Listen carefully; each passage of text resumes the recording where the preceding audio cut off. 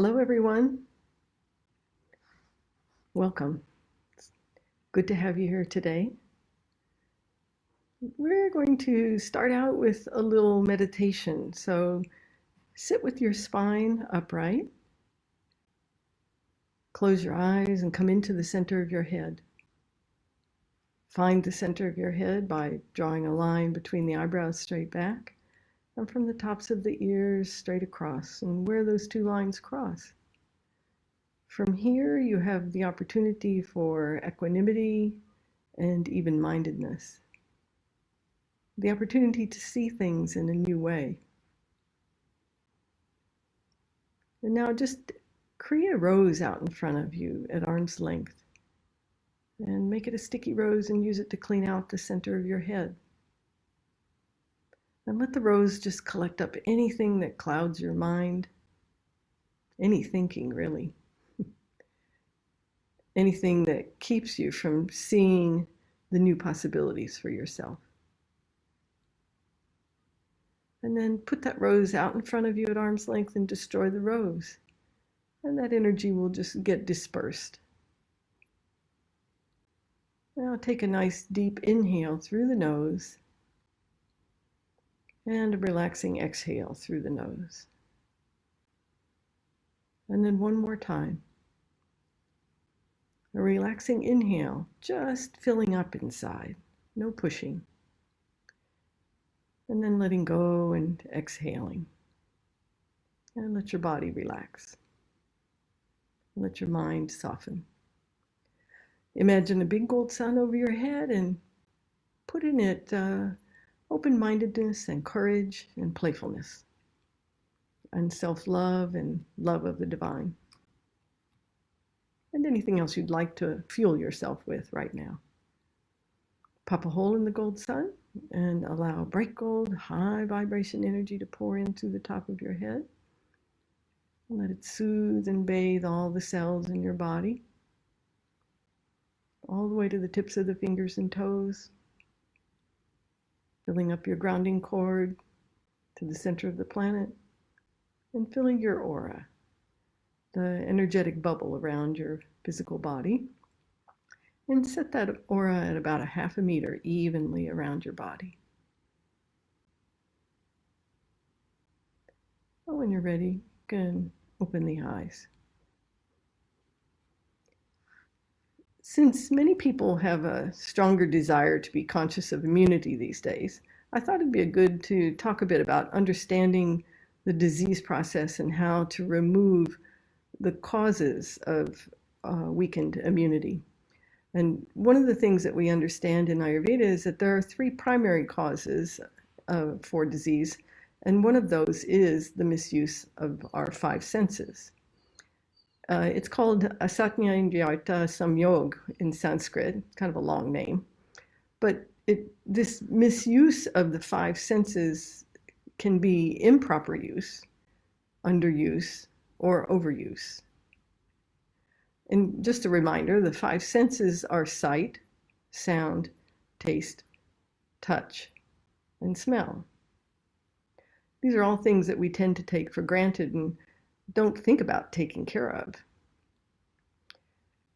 When we see ourselves as limited in life, we become identified with this incorrect view of ourselves.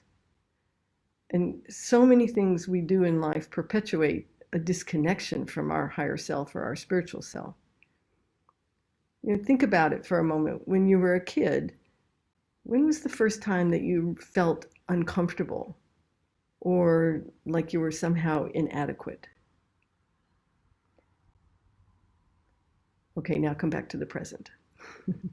And when we don't understand those feelings, we learn to react to it in ways that take us away from our true self.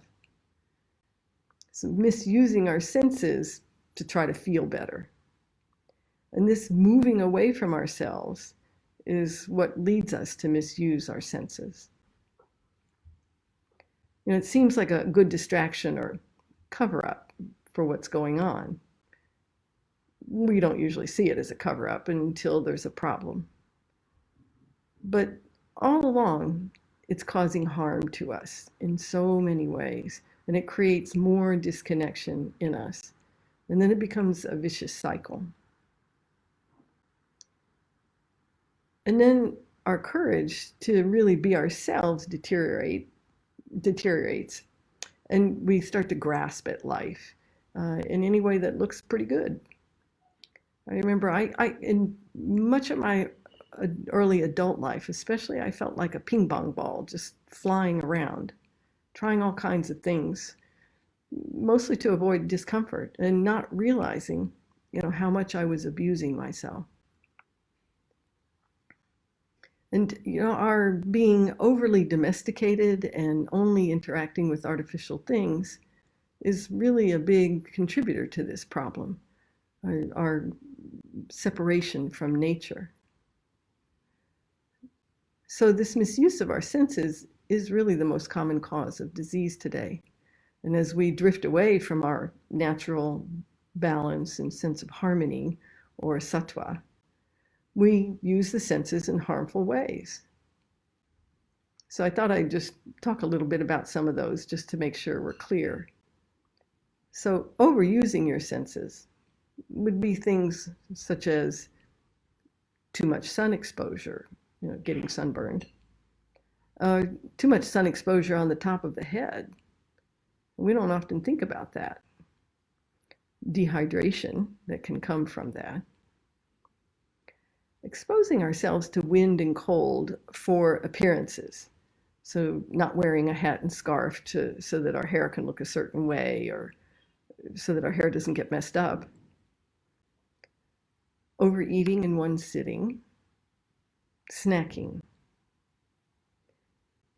Consuming too much of one taste. For example, having most of your food be sweet, or most of your food be pungent, hot and spicy. Too much time on electronics, movies, TV. Constantly having headphones in and not allowing any silence in life or any listening to nature. Remember, we're part of nature, not separate from it. Then underuse, being in unnatural light for extended periods. In other words, not getting out into natural light. And so we ought to do that for at least 15 minutes in a day. And just because it's cloudy doesn't mean you can't benefit from the natural light. Isolating and not interacting with others in pleasant, loving ways. Undereating, or placing rigidness around your eating. Not exercising. Not playing in life. In other words, not letting yourself be playful, overly serious. You can take a little stroll after each of your meals. See how it feels. Not taking in the sounds of nature or being aware of your surroundings, such as walking with headphones in. And then there's improper use of the senses. Watching violence, watching pornography, listening to gossip, exposure to extremely loud music or noises, putting chemicals on your skin for adornment, using drugs, alcohol, caffeine, including chocolate, and then taking actions to distract yourself. Extremes in temperature, cold or hot, such as showers, or staying in emotionally abusive relationships. Consider that for every high in life, there is an equivalent low. And this is nature, and we're part of it. And nature will always move back toward a state of balance in the middle ground. And we often delude ourselves into thinking we can stay in the high.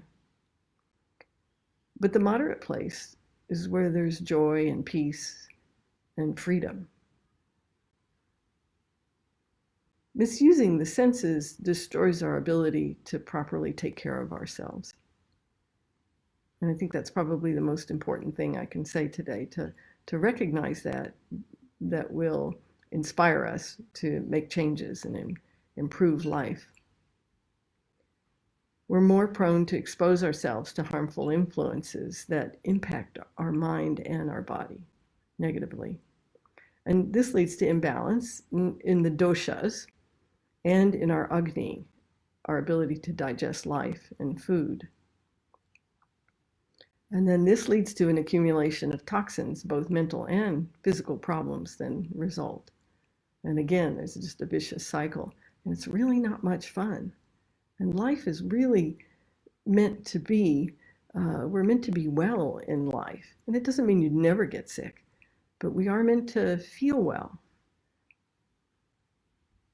It's important to understand this process of creating the problems so that we can become willing to take a look at the cause, because within the cause, the solutions are there. So the basis of deep healing in Ayurveda is first to remove the cause of the problem. And when we do this, the mind and the body naturally move toward their state of balance and harmony, or sattva. Then from Ayurveda, of course, we have other supportive actions. We use herbs and other treatments to support the healing process if they're needed. But sometimes they're not. Sometimes changes can come very quickly just by changing something that you're doing or not doing.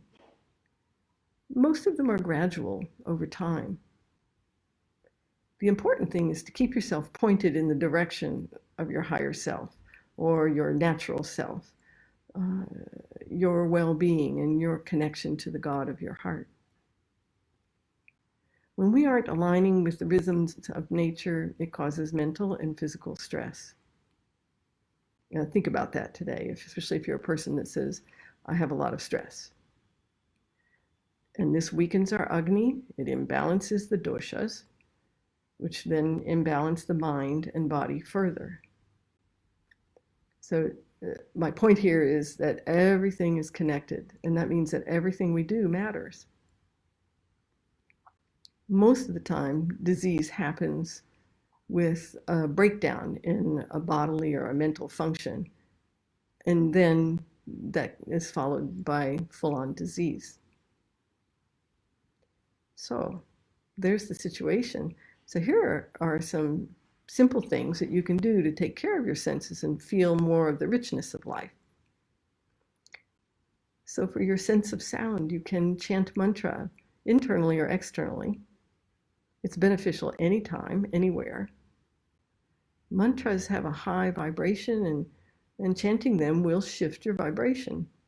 We do have some samples on our YouTube channel.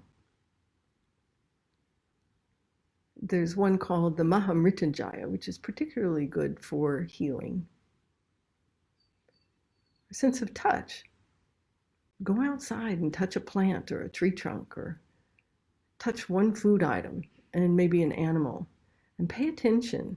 Pay attention to the texture, the temperature, the vibration. See what else you notice. It's just waking this up in yourself. See if you can connect to it. There's intelligence in everything in nature. And you're waking up your neural pathways to your natural self. Your sense of sight. Rub your hands together and place them over your eyes. And take 3 relaxed breaths. Do this 3 times in the day. And you can hum with the hands over the eyes if you want to enhance the healing for the eyes. And it'll help strengthen your eyesight. Your sense of smell, burn a stick of no chemical incense. So something that's truly natural, or maybe a high quality essential oil and a diffuser. And do this every day. So it's an opportunity to commune with the intelligence of the plants. And the purity of the plant energy, it brings balance into our system. So it's beyond just, oh, I enjoy the smell of that. But it reminds us of what's true and what's sacred in life, which is our connection to nature. And then that same thing applies with taste. Eat a meal with your hands. Smell the food, Look at it before you start. Notice the colors. And then notice the sound as you chew. Chew each bite with your eyes closed and focus on the taste of the food. It'll be a brand new experience, and your Agni, your digestive fire, will really appreciate it. If you're interested in these practices, you can send us a message on Facebook with your email address, and we'll send you the practices afterwards. So let's take a few minutes now to look at some questions. We have a question here. Like most people right now, my phone is a blessing to connect to people and to information. I already spend too much time in my head gathering information and feel like I can't slow down to absorb it. Yoga helps me to get in my body, but anxiety around being laid off, about basic security needs, etc., is still underneath when my mind is still. How can we get used to slowing down and feeling safe? You know, our when we think about our sense of security, it's related to the first chakra, if you're familiar with that. So this energy that is at the base of us in this body. And our sense of security really comes from our sense of connection that I was talking about just now. In other words, when we have that spiritual connection, we understand that that's where our security comes from. And it actually doesn't come from the money or from the job, for that matter.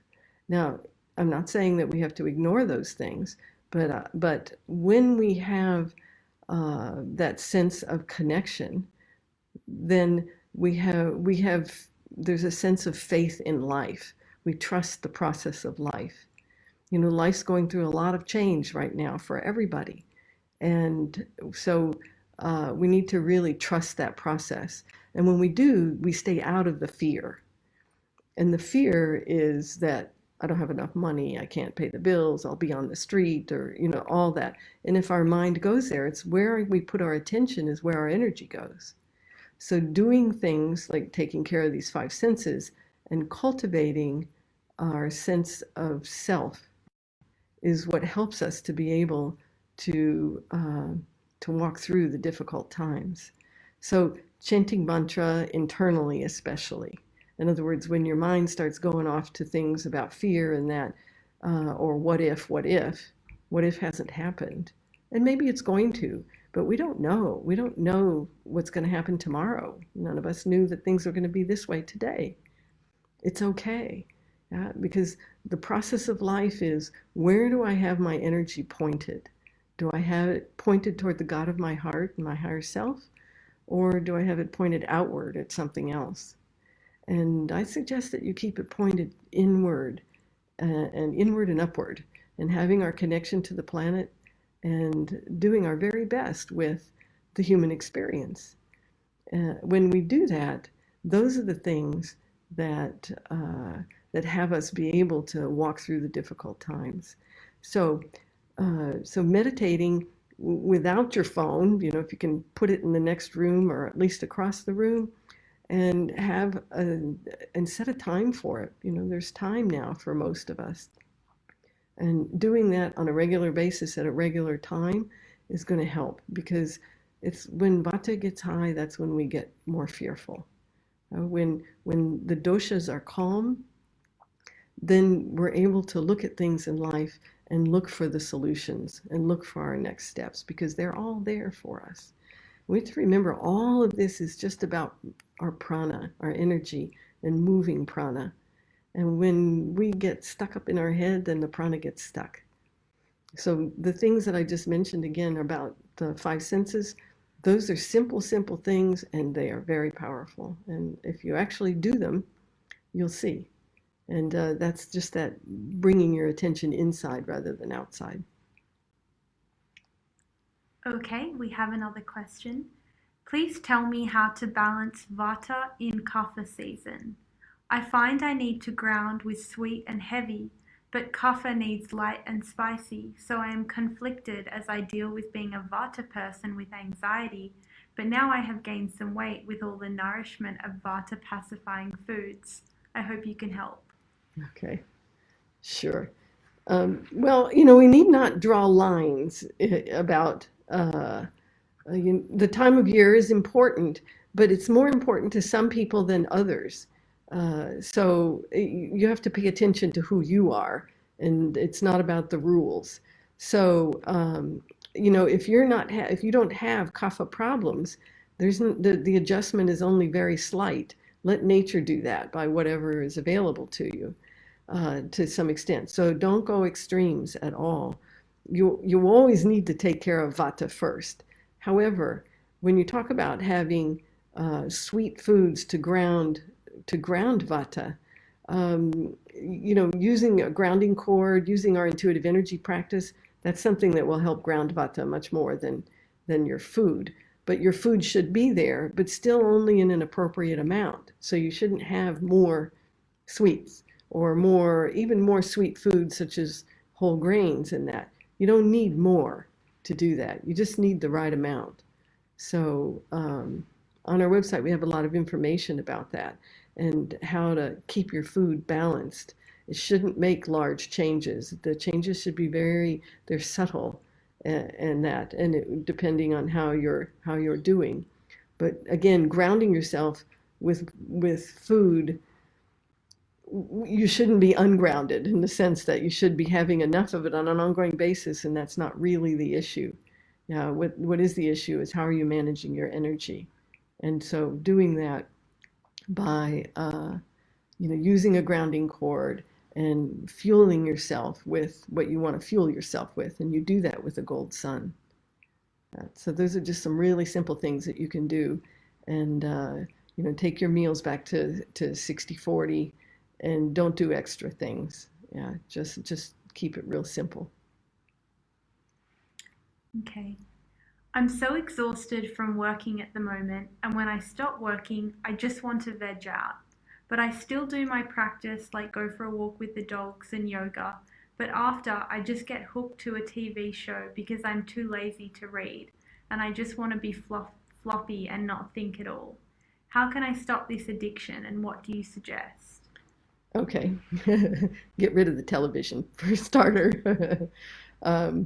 I know now we all have computer screens that can do pretty much the same thing, but we need to take up some kind of a craft, or you could just let yourself sit and stare out the window. That would be okay. There's nothing wrong with doing that. Just sit and have a conversation with a loved one. Talk about something that seems completely outrageous, something really fun. Those are the things that I would do and replace that with. Being able to have a conversation with somebody, then you start to learn something about them, especially if you have children. Find out what's really going on with them, and spend some time with them in a valuable way. So what we have to do is that we have to take away the cause, and we need to replace it with something else. So, taking a little stroll after a meal is a great idea. You don't have to, I'm talking 5 minutes is plenty. Yeah. And also just doing some conscious breathing. Sit outside as much as possible as weather allows, and just be there. Go sit on a bench or under the trees. Simple things are really what's best. And the mind, you have to turn away from it. The mind is not going to tell you the good things. And watching television is not relaxing, because to create that image on the screen is a flickering, and that flickering will aggravate vata dosha. And so that's going just to make things worse. So, making sure that you're breathing well. Yeah? There are some great breathing recordings, light transitions, that really nice breathing recordings that will help you sort of work through this kind of a time. And so that is something I would suggest, that you can start out laying down and you listen to it, and I think that would also be very helpful.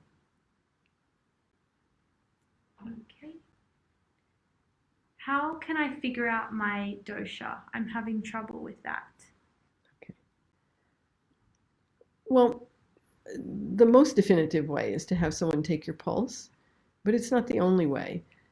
In the sense that you can take a dosha questionnaire, and you'll take different questionnaires, and you might see some different answers. What you can learn from the questionnaire is not necessarily, yes, this is exactly what your constitution is, in other words, but uh, but what it can do is tell you a little bit about yourself and how you see yourself. Now, perhaps it's not the most important thing, because what we understand from our doshas, or from our constitution, called prakriti, is that you understand your tendencies. But what you could recognize on your own is if you learn a little bit about the doshas. Remember, these are not strict lines, and everybody has all three doshas. So any one of them can go out of balance. So what you want to look for is, what are the qualities of the doshas, and what do they look like when they're imbalanced, and what do they look like when they're balanced?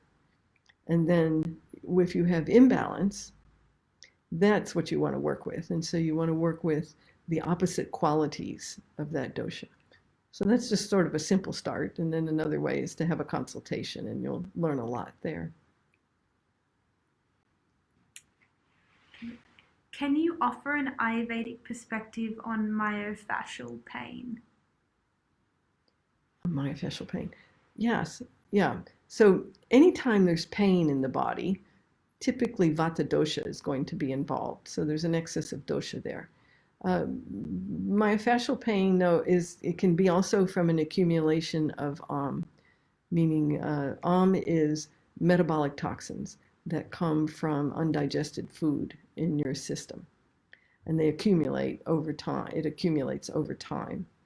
It is reversible. It can be removed. That's part of what the panchakarma process is.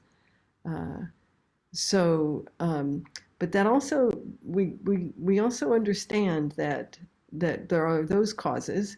We do things that imbalance dosha. We do things that insult our agni, our digestive fire. This creates the opportunity to accumulate toxins. So the causes in the disease then on that level are excess dosha and or toxins.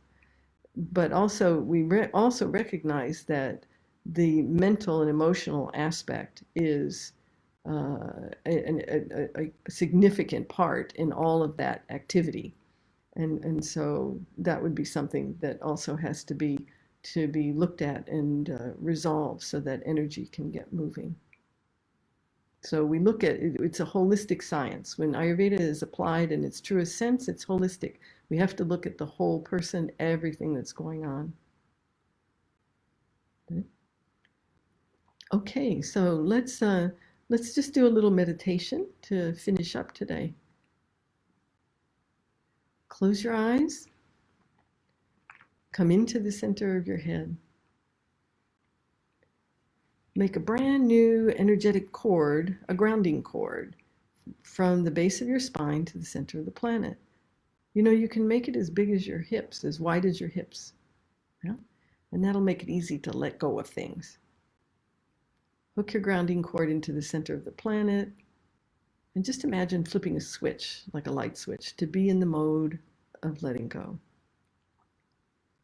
Just imagine releasing down your grounding cord those old ways that you're really willing to let go of now. Something like flushing a toilet. It's good to be playful with all of this.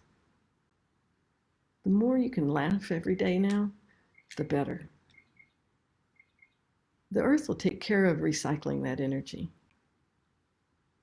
Now imagine a rose out in front of you, and fill that rose with love and gentleness. And then bring it right into each of the sense organs and the senses. Into the eyes and your sight. Into the ears and your sense of sound and hearing. To the tongue and your sense of taste. To the skin and your sense of touch, and then to your nose and your sense of smell. And let that healing energy soothe your nerves and everything that connects us to our senses. And then bring that rose right into the center of your chest, into the heart center. And just let it stay there for now. Imagine a gold sun over your head, big gold sun. And in that gold sun, put the energy of courage and persistence, self-love and love of the divine. Pop a hole in the gold sun and allow bright gold, high vibration energy to pour in. And let it come right in through the top of your head, soothing all the cells in your body. And particularly anywhere you have pain. Just let that bright gold energy, get that energy moving. Feel your grounding cord to the center of the planet. And feel your aura, that energetic bubble around your body. And keep your aura even around the body. This is really important. You can check it through the day. And when you're ready, you can open the eyes.